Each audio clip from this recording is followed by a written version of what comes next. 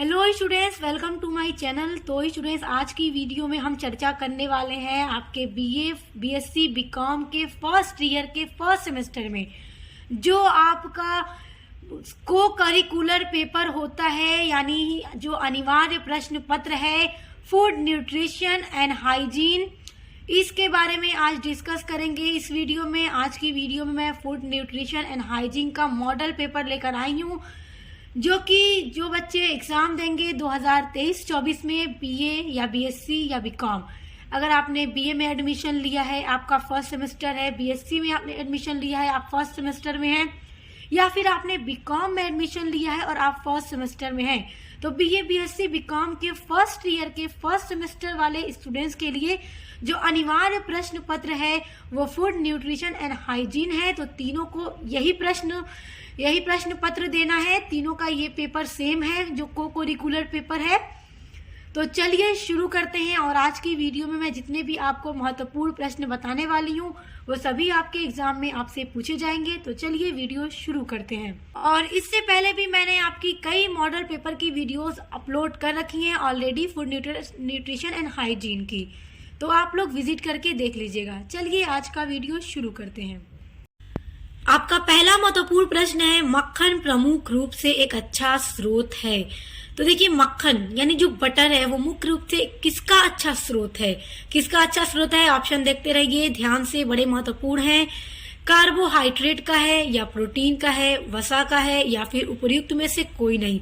तो देखिए, वसा में मक्खन में वसा मिलती है, तो मतलब कि मक्खन एक वसा का बहुत ही अच्छा स्रोत है। तो आपका ऑप्शन नंबर सी आपका सही उत्तर है। अगला प्रश्न है, क्रोमोसोम XX किस लिंग को संदर्भित करता है? देखिए, आपके पेपर में इसी तरह से प्रश्न पूछेंगे। तो जो क्रोमोसोम XX जो है वो लड़की के लिंग को संदर्भित करता है, और यदि XY होगा तो लड़का का। और देखिए, जो लड़की का गुणसूत्र होता है वो XX होता है और लड़का का XY होता है। अब देखिए, अगला आपका प्रश्न है, वसा में घुलनशील विटामिन है। देखिए, वसा में घुलनशील विटामिन, तो आप यहाँ पे एक बात एकदम ध्यान से देखिए। ऑप्शन नंबर ए है आपका vitamin A, option number B है आपका vitamin D, option number C है आपका vitamin E, option number D है आपका उपर्युक्त सभी। तो मैंने आपको पहले भी एक वीडियो अपलोड की थी तो बताया था कि देखिए, जो वसा में घुलनशील विटामिन है आप उनको इस तरह से याद कर लीजिए।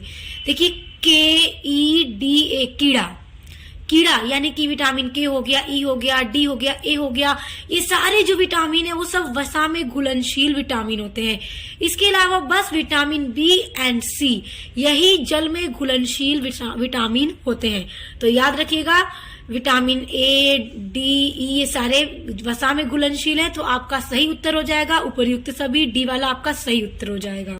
अगला प्रश्न देखिए, भोजन योजना में शामिल है। देखिए, बहुत महत्वपूर्ण प्रश्न है कि अगर भोजन का प्लान करना है, फूड का प्लान करना है, तो उसमें क्या क्या चीजें शामिल हैं, क्या होनी चाहिए? ऑप्शन नंबर ए देखिए, भोजन का प्रकार एवं मात्रा। दूसरा है सभी की पसंदीदा रेसिपी। सी है सभी समूहों के खाद्य पदार्थ, और डी है उपर्युक्त सभी। तो देखिए, अगर फूड का प्लान करना है तो भोजन का अच्छा प्रकार, उसकी सही मात्रा होनी चाहिए, और रेसिपी ऐसी हो जो सभी के पसंद की हो, और साथ ही साथ उस खाने में सभी तरह के खाद्य पदार्थ जो भी प्रोटीन, विटामिन, कार्बोहाइड्रेट, वसा मिलते हैं सब मौजूद होना चाहिए, सभी पोषक तत्व। तो इस तरह से आपका सही उत्तर हो जाएगा डी वाला उपर्युक्त सभी। तो इसलिए एग्जाम में आप लोग क्वेश्चन को देखिएगा, अच्छे से पढ़िएगा, पढ़कर ही आपको उसका आंसर समझ में आएगा। और ज्यादातर एग्जाम में जो आपका ऑप्शन अगर उपर्युक्त सभी आता है तो आप उसको टिक कर सकते हैं, क्योंकि कभी कभार चांस होता है कि वो सही ना हो, मगर ज्यादातर उपर्युक्त सभी वाले ऑप्शन सही होते हैं।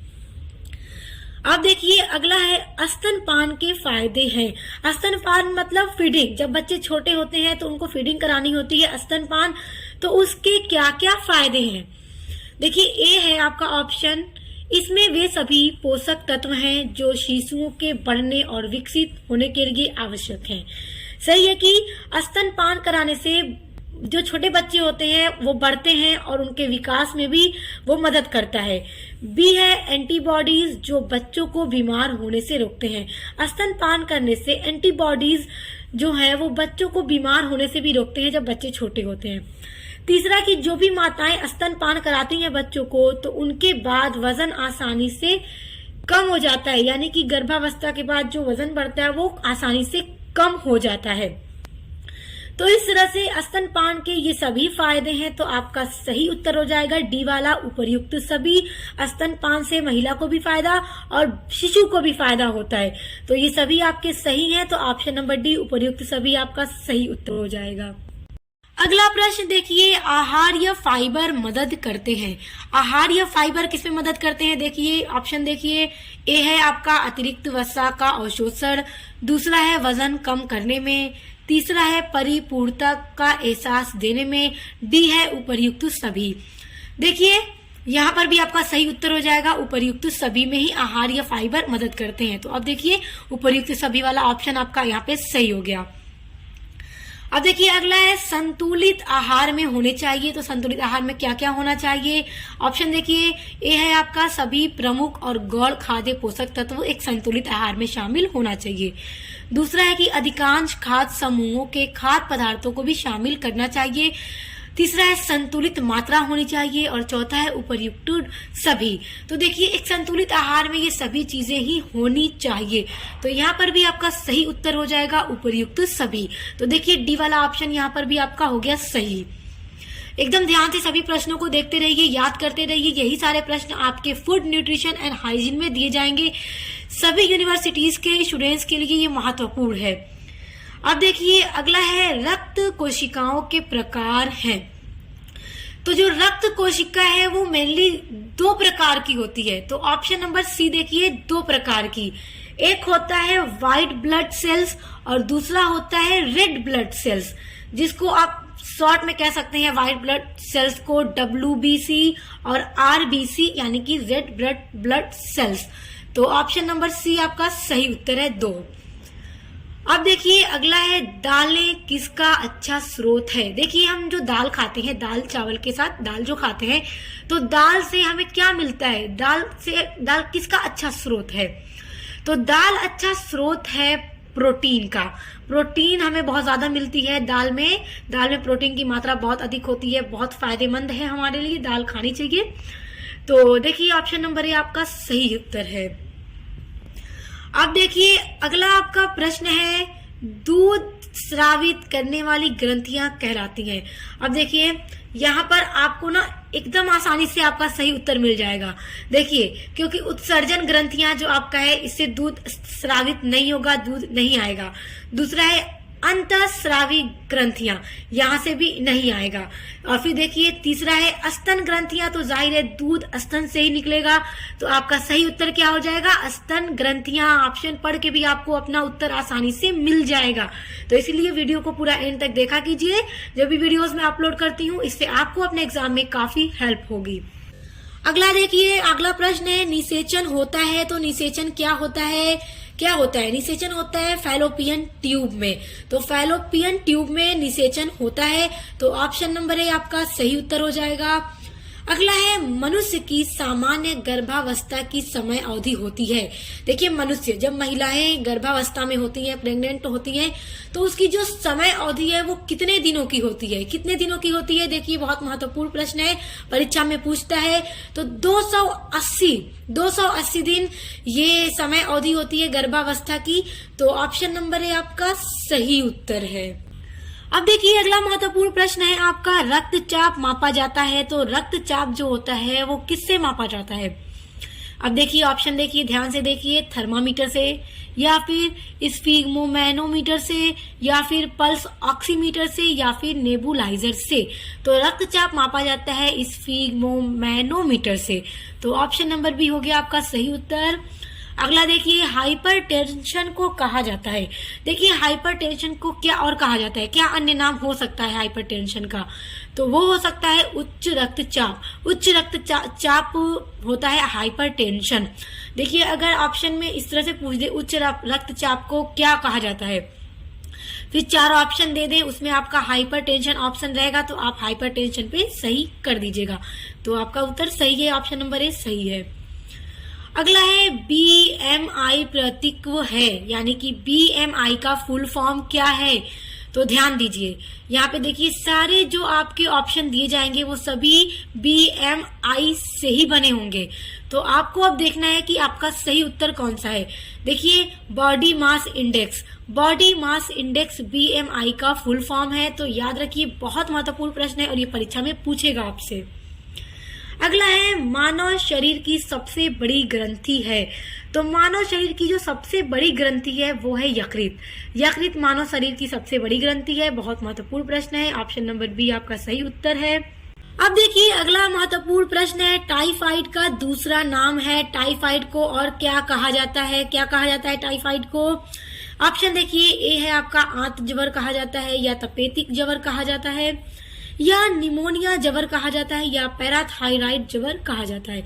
तो टाइफाइड का जो एक अन्य दूसरा नाम है वो आंत ज्वर है। तो आंत ज्वर आपका सही उत्तर है। ऑप्शन नंबर ए आपका सही उत्तर है, आंत ज्वर। अगला प्रश्न है, दस्त का सामान्य कारण है। तो दस्त का सामान्य कारण क्या है? देखिए आपका पहला है प्रदूषित भोजन व जल, दूसरा है विषाणु संक्रमण, तीसरा है आंत में अच्छे बुरे जीवाणु का असंतुलन, और चौथा है उपर्युक्त सभी। तो देखिए जो दस्त होता है, लूज मोशन जो होता है, वो सामान्य कारण किस कारण से होता है? देखिए प्रदूषित भोजन व जल से भी दस्त होता है, दूसरा है कि विषाणु संक्रमण के कारण भी होता है, तीसरा आंत में अच्छे व बुरे जीवाणु का असंतुलन होगा तो भी ये दस्त का सामान्य कारण बनता है।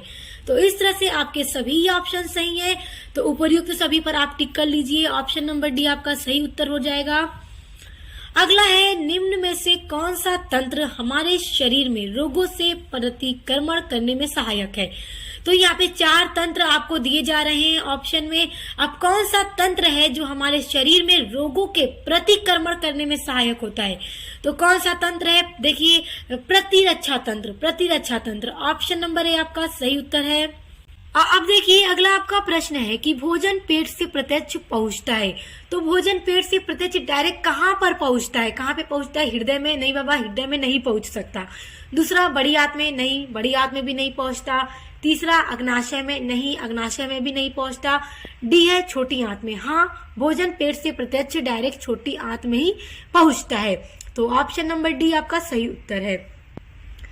अगला है, फलों की शर्करा है। तो फलों की शर्करा क्या है?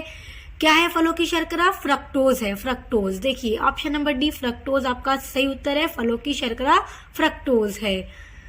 सभी प्रश्नों को ध्यान से देखते रहिए, बहुत महत्वपूर्ण प्रश्न है। 2023-24 में जो भी बच्चे देंगे को करिकुलर का पेपर, उनके लिए ये महत्वपूर्ण होगा। BA BSc BCom सभी का पेपर एक ही होता है को करिकुलर का। देखिए रुधिर में अगर O2 की कमी क्या कहलाती है? अगर ब्लड में, रुधिर में O2 की कमी हो जाए तो वो कमी क्या कहलाती है? वो कमी क्या कहलाती है? देखिए वो कमी कहलाती है हाइपोक्सीमिया, हाइपोक्सीमिया कहलाती है। ऑप्शन नंबर बी आपका सही उत्तर है। देखिए अगला प्रश्न देखिए आपका, पृथ्वी का कितना भाग पानी से ढका हुआ है? सभी को पता है कि कितना भाग ढका हुआ है पृथ्वी का पानी से? 3/4 भाग ढका हुआ है। ऑप्शन नंबर बी आपका सही उत्तर है। अगला है, जीव विज्ञान में उस शाखा का नाम जिसमें प्रतिरक्षा तंत्र का अध्ययन किया जाता है। अब देखिए आपको बता दूं कि प्रतिरक्षा तंत्र का अध्ययन किया जाता है जीव विज्ञान की किस शाखा में? तो इम्यूनोलॉजी में किया जाता है। तो ऑप्शन नंबर सी बड़ा महत्वपूर्ण ये प्रश्न है। इम्यूनोलॉजी में प्रतिरक्षा तंत्र का अध्ययन किया जाता है। अगला है, विडाल टेस्ट का उपयोग करते हैं। देखिए विडाल जो टेस्ट है उसका कब यूज होता है? जब डेंगू होता है तब, या जब मलेरिया होता है तब, जब टाइफाइड होता है तब, या मधुमेह होता है तब। तो देखिए विडाल टेस्ट जब टाइफाइड होता है तब किया जाता है, तब पता चलता है कि हाँ टाइफाइड हुआ है। लेकिन देखिए कई बार ऐसा होता है कि विडाल टेस्ट अगर आप सालों में कराते रहेंगे, जैसे किसी को टाइफाइड हो गया, उसने विडाल टेस्ट कराया, पॉजिटिव रिजल्ट आ जाएगा, उसके बाद में भी अगर उसे इस तरह की समस्या हो रही है तो अगर फिर से वो विडाल टेस्ट कराएगा तो उसे बार बार पॉजिटिव आने के चांसेस बन जाते हैं। तो इस टाइम आपको चाहिए कि स्टूल टेस्ट कराएं। उससे आपकी जो रिजल्ट है वो सही आएगी। वैसे यहाँ पे आपका प्रश्न है कि विडाल टेस्ट का उपयोग कब होता है, तो टाइफाइड में ही इसका यूज किया जाता है। तो ऑप्शन नंबर सी आपका राइट है। देखिए टाइफाइड का दूसरा नाम है, देखिए क्वेश्चन रिपीट हो गया है, आंत जवर ये नाम है, बहुत महत्वपूर्ण प्रश्न है, पूछता है एग्जाम में, आंत जवर। ऑप्शन नंबर सी आपका सही उत्तर है। अब देखिए अगला है, टाइफाइड किस प्रकार का रोग है। तो टाइफाइड आपका एक जीवाणु रोग होता है, जीवाणु रोग। तो ऑप्शन नंबर डी आपका सही है। अगला है, टाइफाइड रोग किसके कारण हो जाता है। अब टाइफाइड रोग जो है किस वजह से हो जाता है, तो साल्मोनेला बैक्टीरिया की वजह से हो जाता है। तो साल्मोनेला आपका सही उत्तर है, ऑप्शन नंबर ए आपका सही उत्तर है। अगला है, रुधिर प्लाज्मा का पीएच मान होता है, मोस्ट इंपॉर्टेंट क्वेश्चन है ये आपका। रुधिर प्लाज्मा का पीएच मान जो होता है वो 7.4 होता है। तो ऑप्शन नंबर ए आपका सही उत्तर है। अब देखिए अगला है, आईसीडीएस के अंतर्गत कितनी सेवाएं आती हैं। अब देखिए आईसीडीएस के अंदर ना मुख्यतः 6 प्रकार की सेवाएं आती हैं, 6 प्रकार की सेवाएं आती हैं आईसीडीएस के अंदर। तो ऑप्शन नंबर है आपका 6 आपका सही उत्तर है। देखिए अगला महत्वपूर्ण प्रश्न, देखिए WHO का फुल फॉर्म है, ये प्रश्न अक्सर परीक्षा में पूछता है। तो अब देखिए ऑप्शन बड़े ध्यान से देखना है आपको। देखिए पहला ऑप्शन है वर्क हेल्थ ऑर्गेनाइजेशन, दूसरा है वर्ल्ड हेल्थ ऑर्गेनाइजेशन, तीसरा है वर्ल्ड हेल्थ ऑर्गेनाइजेशन। तो इसी में बच्चे कंफ्यूज हो जाते हैं, कोई वर्क पे टिक कर देता है, कोई वर्ड पे। तो ध्यान दीजिए W यहाँ पर वर्ल्ड है, ठीक ना, और हेल्थ ऑर्गेनाइजेशन। तो आपका जो सही उत्तर है यहाँ पे सी वाला है, वर्ल्ड हेल्थ ऑर्गेनाइजेशन WHO का फुल फॉर्म है। अगला प्रश्न देखिए, इम्यूनिटी बूस्टर फूड है, तो इम्यूनिटी बूस्टर फूड कौन सा है। ऑप्शन देखिए, ए है आपका शिमला मिर्च और हरी मिर्च, दूसरा है हरी चाय, तीसरा है पालक और मशरूम, चौथा है उपर्युक्त सभी। अब देखिए ये सभी जो आपके ऑप्शन है ना, शिमला मिर्च, हरी चाय, पालक, मशरूम, इन सभी में ही इम्यूनिटी बूस्टर मिलते हैं। तो इसलिए उपर्युक्त सभी आपका सही उत्तर हो जाएगा, डी वाला उपर्युक्त सभी। अगला प्रश्न देखिए, विटामिन सी युक्त खाद्य पदार्थ है। अब देखिए विटामिन सी किन पदार्थों में मिलता है। पहला ऑप्शन देखिए संतरे में, अंगूर में, तीसरा है नींबू, दूसरा है नींबू या संतरा में। देखिए सी आपका ऑप्शन है आंवला या हरी मिर्च, और डी है उपर्युक्त सभी। देखिए वैसे तो जो खट्टी चीजें हैं उसमें विटामिन सी मिलता है, देखिए जैसे संतरा हो गया, अंगूर हो गया, नींबू, संतरा, आंवला, सभी में ही विटामिन सी मिलता है, हरी मिर्च, तो ये सभी ही विटामिन सी के स्रोत है। तो उपर्युक्त सभी आपका सही उत्तर हो जाएगा, ऑप्शन नंबर डी सही उत्तर है यहाँ पे आपका। अगला है, जल में घुलनशील विटामिन है, तो एकदम याद कर लीजिए, जल में घुलनशील विटामिन है आपका विटामिन सी। यहाँ पे ऑप्शन में ए भी आपका वसा में घुलनशील विटामिन है, विटामिन ई भी आपका वसा में घुलनशील विटामिन है। तो ऑप्शन में आपका विटामिन बी, विटामिन सी ये आपका जल में घुलनशील विटामिन है। अगर यहाँ पर बी दे देता तो बी भी आपका, देखिए विटामिन बी और सी ये जल में घुलनशील होते हैं। उसके अलावा मैंने आपसे कहा ना, कीड़ा याद कर लीजिए, KE, D, ए, ये सारे विटामिन वसा में घुलनशील होते हैं। तो यहाँ पर सही उत्तर आपका बी वाला है। अब देखिए वह प्रक्रिया है जिसके द्वारा बच्चा धीरे धीरे पारिवारिक या वयस्क खाद्य पदार्थ खाने का आदी हो जाता है तथा स्तन के दूध पर कम से कम निर्भर रहने लगता है। अब देखिए जब भी कोई छोटा बच्चा होता है वो स्तनपान करता है, लेकिन धीरे धीरे कौन सी वो प्रक्रिया है कि बच्चा वयस्क खाद्य पदार्थ खाने का भी आदी हो जाता है।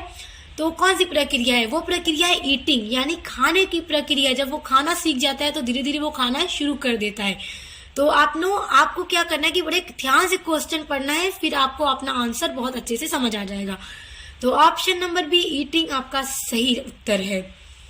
अगला है, विटामिन ए की कमी से बच्चों में निम्न में से कौन सा रोग हो जाता है। तो अब देखिए विटामिन ए की कमी से कौन सा रोग होता है बच्चों में। अब देखिए आपका ऑप्शन देखिए रतौंधी, अगर विटामिन ए की कमी होगी तो रतौंधी रोग हो जाएगा।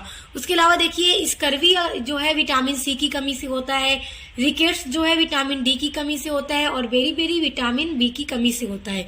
तो याद रखिएगा रतौंधी हो जाता है विटामिन ए की कमी से, ऑप्शन नंबर ए आपका सही उत्तर है।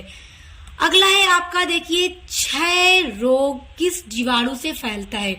तो क्षय रोग क्यूलेक्स से फैलता है। क्यूलेक्स ऑप्शन नंबर है आपका सही उत्तर है।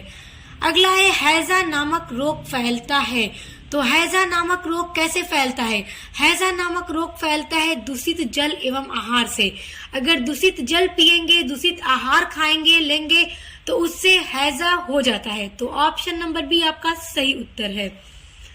अगला प्रश्न है कि शरीर में कितना प्रतिशत जल कम हो जाने पर मृत्यु हो जाती है? तो देखिए शरीर में कितना प्रतिशत जल कम हो जाएगा तो मनुष्य की मृत्यु हो सकती है। देखिए आपका पहला ऑप्शन है ए वाला है 20%, बी है आपका 30%, सी है 40% और देखिए यहाँ पे डी रहेगा, डी है आपका 80%। तो जल की मात्रा अगर 20% कम हो जाती है तो मृत्यु हो सकती है। तो ऑप्शन नंबर ए आपका सही उत्तर है। अब देखिए हमारे शरीर में कितना प्रतिशत जल है। अब देखिए हमारे शरीर में कितना प्रतिशत जल है, बहुत महत्वपूर्ण प्रश्न है। कितना प्रतिशत जल है हमारे शरीर में? तो 60 से 70% जल है हमारे शरीर में। तो ऑप्शन नंबर बी आपका सही उत्तर है। अब देखिए अगला प्रश्न है जल शरीर के तापमान को क्या करता है? जल क्या करता है शरीर के तापमान को? पहला है ए है नियंत्रित करता है, बी है बढ़ाता है, सी है नष्ट करता है, डी है गर्म करता है। तो जल हमारे शरीर के तापमान को नियंत्रित करता है। तो ऑप्शन नंबर ए आपका सही उत्तर है। अगला है मिड डे मील कार्यक्रम कब लागू हुआ? बहुत महत्वपूर्ण प्रश्न है, बहुत महत्वपूर्ण। देखिए मिड डे मील कार्यक्रम कब लागू हुआ था? तो ये लागू हुआ था 1995 में, 15 अगस्त 1995 में। तो ऑप्शन नंबर ए आपका सही उत्तर है। अगला है नींबू में कौन सा विटामिन पाया जाता है? तो देखिए मैंने पीछे अभी आपको बताया था कि जो खट्टी चीजें हैं उसमें विटामिन सी मिलता है। तो नींबू भी खट्टा होता है। तो आप ऑप्शन देखिए कौन सा विटामिन है, बी वाला देखिए विटामिन सी। तो विटामिन सी पाया जाता है नींबू में। तो ऑप्शन नंबर बी आपका सही है। अब देखिए अगला प्रश्न है संतुलित आहार है। देखिए ये सारे प्रश्न बहुत महत्वपूर्ण हैं। तो संतुलित आहार क्या होता है, क्या है? ए ऑप्शन है आपका जिसमें उचित खाद्य पदार्थों का समावेश हो, यानी कि ऐसा आहार होना चाहिए जिसमें एकदम सही उचित खाद्य पदार्थ हो, उससे ज्यादा ना हो, जितनी जरूरत हो उतनी ही हो। बी है जिसमें सभी पोषक तत्व उचित मात्रा व अनुपात में हो, वो भी हमारा संतुलित आहार होगा जिसमें सभी पोषक तत्व एकदम सही मात्रा में होंगे, क्योंकि बहुत ज्यादा होगा तो वो संतुलित आहार नहीं हो सकता, बहुत कम होगा तो भी नहीं हो सकता। तीसरा है सी है सुपाच्य आकर्षक रुचिकर हो, डी है जिसमें उपर्युक्त सभी हो। तो ये सभी जिसमें होगा वही संतुलित आहार कहा जाएगा। तो इसीलिए उपर्युक्त सभी आपका सही उत्तर है, डी वाला आपका सही उत्तर है। अब देखिए अगला है 1 ग्राम कार्बोहाइड्रेट में कितनी कैलोरी ऊर्जा प्राप्त होती है? यदि हम 1 ग्राम कार्बोहाइड्रेट लें तो हमें कितनी कैलोरी ऊर्जा मिलेगी? तो हमें मिलेगी 4.1 कैलोरी ऊर्जा, 4.1 कैलोरी। और अगर हम 1 ग्राम वसा लेंगे तो हमें कितनी कैलोरी ऊर्जा मिलती है? तब हमें 9 कैलोरी ऊर्जा मिलती है। याद रखिएगा 1 ग्राम कार्बोहाइड्रेट लेने से 4.1 कैलोरी ऊर्जा मिलती है। और यदि हम 1 ग्राम वसा लेंगे तो हमें 9 कैलोरी ऊर्जा मिलती है। तो याद रखिएगा, प्रश्न पूछता है एग्जाम में। अगला है निम्न में से पौष्टिक तत्व है। तो निम्न में से कौन सा पौष्टिक तत्व है? प्रोटीन भी है, बी है कार्बोहाइड्रेट एवं वसा, ये भी है, सी है विटामिन एवं खनिज, ये भी है। तो जब ये सभी ही पौष्टिक तत्व हैं, सभी पोषक तत्व हैं, तो आपका सही उत्तर क्या हो जाएगा? देखिए एकदम सिंपल सा है, उपर्युक्त सभी हो जाएगा। तो ऑप्शन नंबर डी आपका सही उत्तर है। अगला प्रश्न है कुपोषण से क्या होता है? तो कुपोषण से क्या होता है? आपका पहला ऑप्शन है देखिए कंधे झुक जाते हैं, बी है पेट बढ़ जाता है, सी है मांसपेशियां ढीली हो जाती हैं, डी है चिड़चिड़ापन हो जाता है। तो कुपोषण से मांसपेशियां ढीली हो जाती हैं। तो ऑप्शन नंबर सी आपका सही उत्तर है। अगला प्रश्न है विटामिन डी किसमें पाया जाता है? तो विटामिन डी किसमें पाया जाता है? विटामिन डी का सबसे अच्छा स्रोत है सूरज की पहली किरणें। तो विटामिन डी सूरज की किरणों में पाया जाता है। तो ऑप्शन नंबर बी आपका सही उत्तर है। अगला है बुखार में व्यक्ति को दिया जाता है, अगर यदि किसी व्यक्ति को बुखार है तो उसे किस तरह का भोजन देना चाहिए? आपका ए वाला ऑप्शन देखिए कैलोरी युक्त भोजन, बी है गरिष्ठ भोजन, सी है वसा युक्त भोजन, डी है अधिक तेल घी युक्त भोजन। तो जब भी किसी व्यक्ति को बुखार हो जाए तो उसे गरिष्ठ भोजन नहीं देना चाहिए। वसा युक्त यानी कि चिकना जैसे तेल मसाले वाला भोजन नहीं देना चाहिए। डी, अधिक तेल या घी की मात्रा भोजन में नहीं होनी चाहिए। तो जिस व्यक्ति को बुखार हो उसे एकदम कैलोरी युक्त भोजन देना चाहिए। तो ऑप्शन नंबर ए आपका सही उत्तर है। अगला है, किस आहार को संपूर्ण कह सकते हैं? कौन सा आहार संपूर्ण है? यहाँ पर देखिए, पहला ए है फल, दूसरा है दही, सी है दूध, डी है मांस। तो संपूर्ण आहार हम दूध को कहेंगे क्योंकि दूध में सारी चीजें मिलती हैं, विटामिन, प्रोटीन, कार्बोहाइड्रेट सारी चीजें दूध में मिल जाती हैं, तो इसलिए दूध एक संपूर्ण आहार है। तो ऑप्शन नंबर सी आपका सही उत्तर है। अगला प्रश्न है, वह कौन सा पदार्थ है जो मानव शरीर को पोषण करता है? देखिए, कौन सा पदार्थ है जो मानव शरीर का पोषण करता है? कौन सा पदार्थ? ए है आपका कैलोरी, बी है आपका जल, सी है आपका भोजन, डी है आपका वसा। तो देखो, यहाँ पे सही उत्तर है आपका भोजन, क्योंकि भोजन में सभी मात्राएं, सभी जो भी पोषक तत्व हैं सभी मिलते हैं। वसा मिलता है, प्रोटीन मिलता है, विटामिन मिलता है, सारी चीजें मिल जाती हैं भोजन से। तो इसलिए सही उत्तर हो जाएगा भोजन, क्योंकि भोजन ही मानव के शरीर का पोषण करता है। अगला है, आयोडीन की कमी से कौन सा रोग हो जाता है? आयोडीन यानी नमक की कमी से कौन सा रोग हो जाता है? कौन सा रोग होता है? घेंगा हो जाता है। तो ऑप्शन नंबर डी आपका सही उत्तर है। अगला है, रात्रि में भोजन लेना चाहिए, रात के टाइम में कैसा भोजन लेना चाहिए? अब देखिए, ए आपका ऑप्शन है समोसा, नहीं, रात में समोसा नहीं लेना चाहिए। बी है आपका चाय भी नहीं। सी है आपका पापड़, डी है आपका उपयुक्त में से कोई नहीं। देखिए, भोजन के तौर पर कहें तो ये कोई भी भोजन नहीं हो सकता रात का। ये सारी चीजें स्नैक्स शाम में ली जाती हैं, जैसे पापड़ हो गया, समोसा हो गया, इसका चाय हो गई। तो रात के लिए भोजन यहाँ पे आपके ऑप्शन में कोई सही नहीं है, तो इसीलिए आपका सही उत्तर हो जाएगा उपयुक्त में से कोई नहीं। तो डी वाला आपका ऑप्शन सही हो जाएगा। तो आज की वीडियो में जितने भी मैंने प्रश्न आपको बताए हैं, आप इन सभी को अच्छे से तैयार कर लीजिए। इसके अलावा मैं और भी वीडियोस आपके एग्जाम से पहले अपलोड करूंगी आपके मॉडल पेपर की। उसके अलावा स्टूडेंट्स, अगर आप बीए फर्स्ट सेमेस्टर में अदर जो भी सब्जेक्ट पढ़ते हैं, जैसे English, literature, sociology, physical geography, political science, education, Hindi, जो भी सब्जेक्ट आप पढ़ते हैं सभी की क्लास कंप्लीट करवा दी है मैंने। पूरा सिलेबस कंप्लीट है, प्लस सभी के मॉडल पेपर की वीडियोस लगातार अपलोड हो रही है। तो चैनल पर विजिट कीजिए, प्लेलिस्ट को चेक कीजिए और पसंद आए तो चैनल को सब्सक्राइब करके बेल आइकन को प्रेस कर लीजिए। तो अब मिलते हैं नेक्स्ट वीडियो के साथ।